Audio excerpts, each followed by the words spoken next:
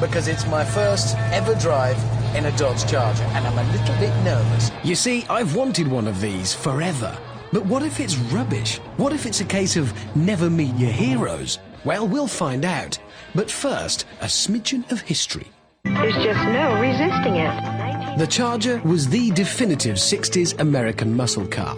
Over 300,000 were made. The Lone Ranger was the chief salesman. I apprehended this man driving away with one of our new Dodge Chargers. Even though it was as big as Texas, somehow they managed to race it. In fact, the Charger was the first car ever to top 200 miles an hour in NASCAR racing.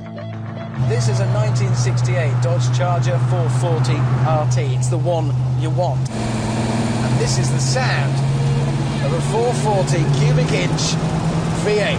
That means 7.2 litres, 365 brake horsepower, and it's incredible.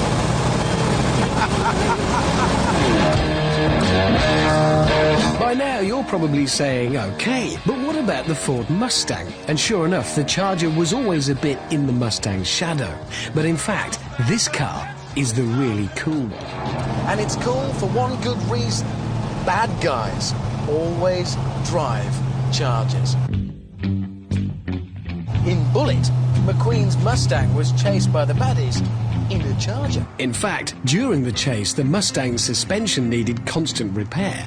But the Charger survived all of the jumps without braking. Even the Dukes of Hazzard had a Charger. Let's just forget about that. It was an embarrassing episode in the car's past. How could this not be the bad boy? It just looks like it's up to no good. Just walking up to this thing, being near it, gives me a thrill, seriously. And like all the most impressive people, it's got problems. Bill Brownlee, the guy who designed it, was a big fan of aerodynamics, and he crafted this shape very carefully.